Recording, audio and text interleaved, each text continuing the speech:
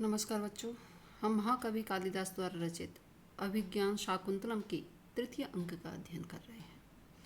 इससे पूर्व के व्याख्यान में आपने देखा कि शकुंतला अपनी प्रिय सखी अनसुईया और प्रियंवदा के साथ मैतस के कुंज में विद्यमान हैं, मालिनी नदी के किनारे, जहाँ पर काम संताप से शकुंतला संतप्त हैं और उनकी सखियां उनसे उनका उपचार कर रही हैं, साथ ही विश्रब्द वार्तालाप कर रही हैं, जिसको कि राजा दुष्यंत बाहर सुन रहे हैं।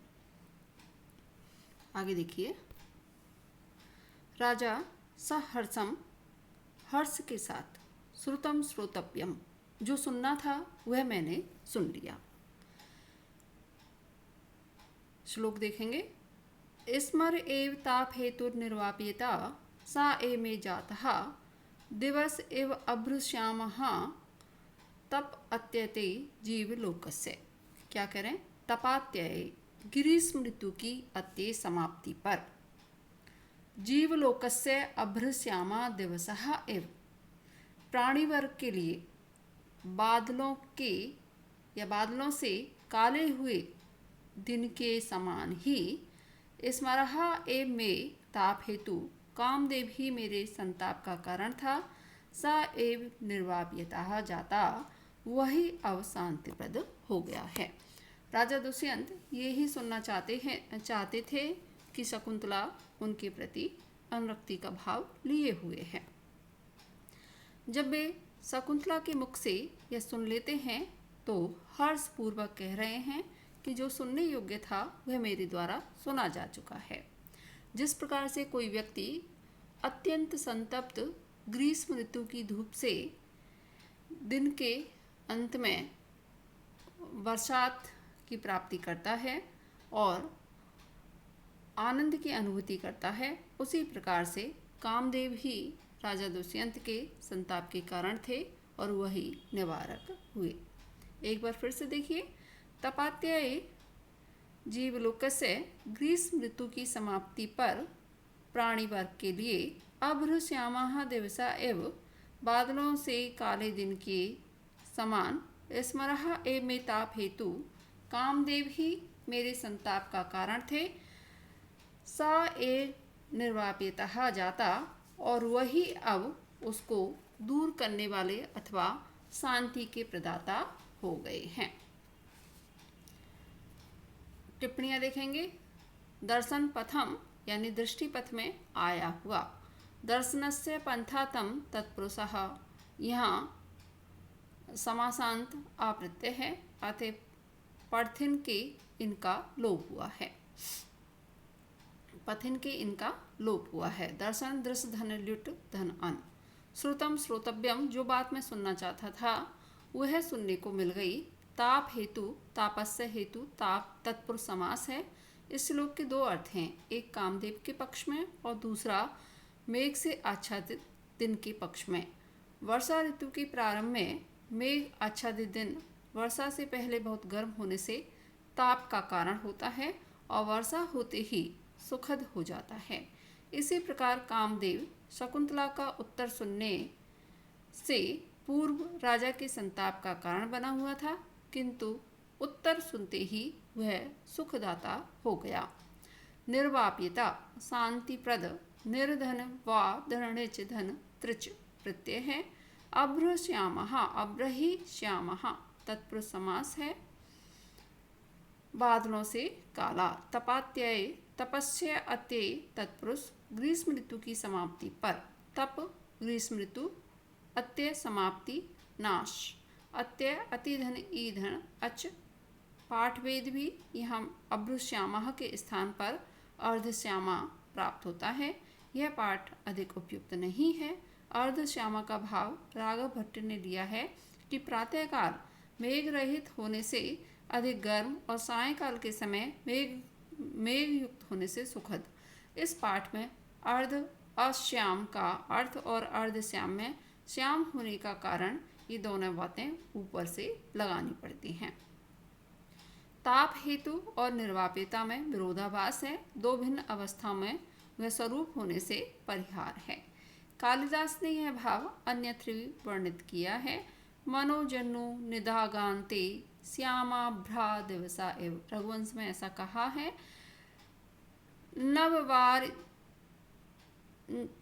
नववार धरोदय अहो भी उदयात अहो भी भवितव्यम निरातप अर्धिभ्यै विक्रमोर्वश्यम में ये हमें प्राप्त होता है। आगे देखिए, शकुंतला यद्यपि वाचनम उतम तथा वर्तेथाम यथा तस्य राजर्षि अनुकंपनिया भवामि। तो तुम लोगों की अनुमति हो तो वैसा प्रयत्न करो जिससे कि मैं राजर्षि की कृपा पात्र हो जाऊं। अन्यथा अवश्यम सिंचितम में तिलोदकम। नहीं तो अवश्य ही मेरे लिए तिलोदकम यानी तिलांजलि अथवा अंत्येष्टि का कार्य करो। राजा संशय छेदी वचनम। इससे सभी प्रकार के संशय जो थे उनका परिहार हो गया या उनका निवारण हो गया। प्रियंवदा जनांतिकम। हाथ की ओट से अंसुये दूरगतम मन मथ आक्षेम एव काल हर्णस्य। इसका काम भाव बहुत अधिक बढ़ चुका है और यह काल हर्ण से विलंब सहन करने में असमर्थ है। यस्मिन बद्ध भाव ऐसा सा ललाम्भूता पौर्वणम। जिस पर इसकी आसक्ति है वह पूर्ववंशियों में सर्वश्रेष्ठ है। तद युक्तम अस्या अभिलाषो अभिनंदितुम। अतः उचित है कि इसकी इच्छा का समर्थन किया जाए। दोनों सखियां विचार कर रही हैं कि इनका संताप बहुत अधिक बढ़ चुका है, जिसमें विलंब किया जाना इनकी मृत्यु का कारण हो सकता है। इसलिए और वैसे भी इनके द्वारा जो चयन किया गया है वह पूर्ववंशियों का सर्वश्रेष्ठ है या राजा हैं, इसलिए इनकी प्रार्थना को स्वीकार करना अनुचित नहीं होगा। अनसुया तथा यथा भरसी। जैसा तुम कहती हो ठीक है। प्रियंवदा प्रकाशम। स्पष्ट में। सखी दृष्टया अनुरूपहा ते अभिनिवेशः। सखी भाग्य से तुम्हारी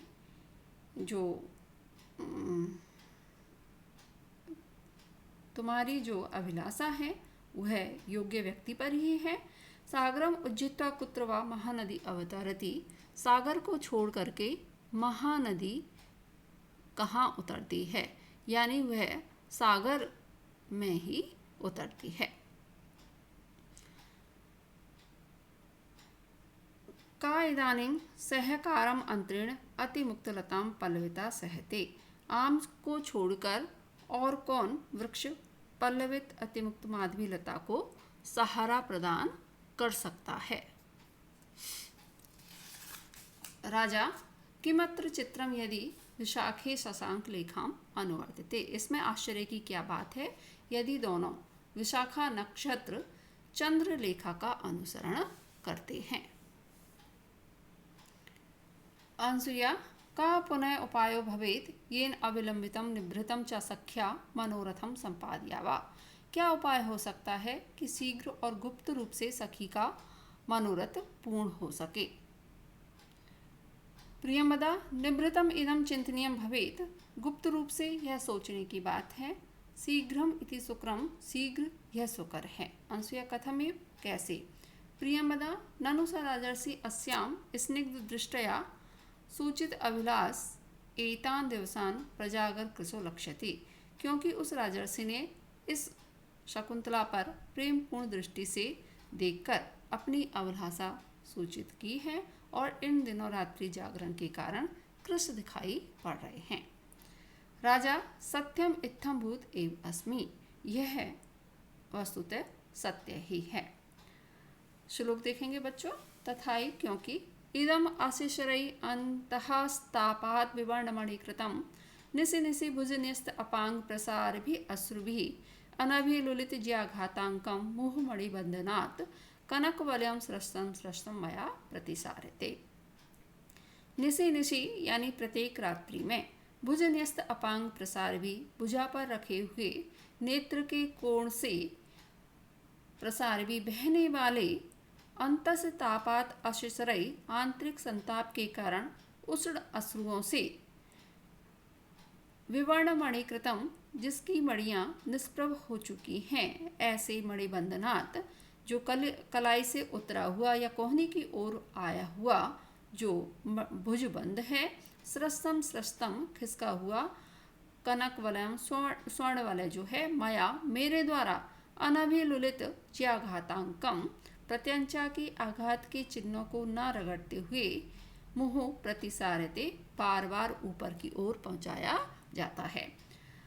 अनसुईया समझदार हैं तो वो कह रही हैं, प्रियंवदा वो कह रही हैं कि जो राजा दुष्यंत हैं उनकी भी इनके प्रति इसी प्रकार की भाव से परिपूर्ण दृष्टि देखी गई है और आजकल वे रात्रि में जागरण के कारण कृष्ण दिखाई भी पड़ रहे हैं। तो राजा कह रहे हैं कि हाँ ये बात बिल्कुल सत्य है। कह रहे हैं कि रात निसे निसे यानी प्रत्येक रात्रि पर भुजा पर, जैसे करवट लेकर के सोते हैं तो भुजा पर अपनी सिर को रख लेते हैं। तो कह रहे हैं कि नेत्र के कोणों से प्रसारित होने वाले जो अश्रु हैं, जो कैसे हैं, अंतस्थल के संताप के कारण कैसे हैं, उष्ण हैं, उनके स्पर्श से स्वर्ण वलय जो है वो जो कि ऊपर से नीचे की ओर आ गया है, क्योंकि हाथ कैसा हो चुका है, कृश हो गया है, जिसकी मणियाँ विवर्ण धूमिल हो गई हैं, ऐसे स्वर्ण वलय को बार बार उनके द्वारा ऊपर की ओर पहुंचाया जाता है। और उनके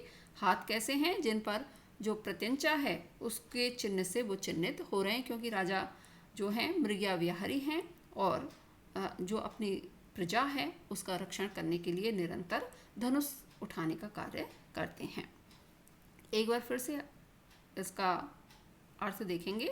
निशि निशि प्रत्येक रात्रि में भुजन्यस्त अपांग प्रसार भी भुजा पर रखे हुए नेत्र के कोण से बहने वाले अंतस्तापात अशिशरई आंतरिक संताप के कारण उष्ण अश्रुओं से विवर्ण मणिकृतम मणिबंधनात् जिसकी मणियाँ निष्प्रभ हो गई हैं, स्रस्तम स्रस्तम कलाई से बार बार खिसके हुए इदम कनक वलयम इस स्वर्ण वलय को मया मेरे द्वारा अनभिलुलित प्रत्यंचा के आघात के चिन्हों को न रगड़ते हुए मुँह प्रतिसारते बार बार यथा स्थान या ऊपर की ओर पहुंचाया जाता है। टिप्पणियां देखेंगे बच्चों। ननु यह प्रश्न सूचक अव्यय है, क्योंकि अथवा क्या तुम्हें ज्ञात है, इस तरह से। प्रजागर प्रजागरात कृशः रात्रि जागरण के कारण कृश, अंतस्तापात कामदेव के प्रभाव के कारण मानसिक संताप, अतः आंसू भी कैसे हैं, गर्म निकल रहे हैं। विवर्ण मणिकृतम विवर्ण मणिया यस्मिन् तत् विवर्ण मणि बहुव्रीहि समास है। अतथा तथा कृतम इति विवर्ण मणिकृतम चिप्रत्यय जिसकी मणियाँ कांतिहीन हो गई हैं। भुजन्यस्त भुजे न्यस्तात् अपांगात प्रसार भी तत्पुरुष समास है, बाएं हाथ पर रखे हुए नेत्र के छोर से निकलते हुए। अनभिलुलित अनभिलुलितः ज्यायाः आघातस्य अंका यस्मिन् कर्म यथा स्यात् तथा तत्पुरुष गर्भक बहुव्रीहि समास है, प्रत्यंचा के घाव के चिन्ह को स्पर्श न करते हुए। इस श्लोक के अर्थ पर विद्वानों में पर्याप्त क्या है बच्चों, मतभेद देखने को मिलता है। अंतिम दो पंक्तियों के अर्थ पर विवाद है। एक मत यह है कि राजा रात्रि में नींद न आने से बैठकर चिंता करता था, बाएं हाथ की हथेली पर उसका मुंह रहता था, वह इतना कृश हो गया था कि कलाई में पहना हुआ स्वर्ण जो वलय है वह सरक कर कोहनी के तक पहुंच जाता था और फिर कलाई तक उसे उसके द्वारा पहुंचाया जाता था। बीच में प्रत्यंचा के घाव के चिन्ह थे। कृष्णता इतनी बढ़ गई थी कि कंकड़ उन घाव चिन्हों को बिना रगड़े हुए ही ऊपर नीचे आ जा सकता था। हाथ ऊपर की ओर उठा हुआ, मुंह का सारा बना हुआ था, अतः कंकड़ कोहनी की ओर सरकता था। ठीक स्थान पर रखने के लिए वह बार बार कलाई पर लाता था। और दूसरा मत क्या है कि हाथ उठा हुआ नहीं था, चलते फिरते भी कंकड़ जो है नीचे की ओर आ जाता था, अंगुलियों के पास आ जाता था या भूमि पर गिर जाता था और वह उसे ऊपर पहुंचा देता था। यहाँ पर पहला अर्थ ग्रहण किया गया है, क्योंकि अनभिलुलित इत्यादि का अर्थ तभी सार्थक होता है। प्रत्यंचा के घाव के चिन्ह कलाई और कोहनी के मध्य में होते हैं, अतः ऊपर की ओर सरकने पर ही उनसे रगड़ने का प्रश्न उठता है। राजा हाथ पर मुंह रखे बैठा है, उस स्थिति का वर्णन है, अतः हाथ ऊपर उठा हुआ ही होगा।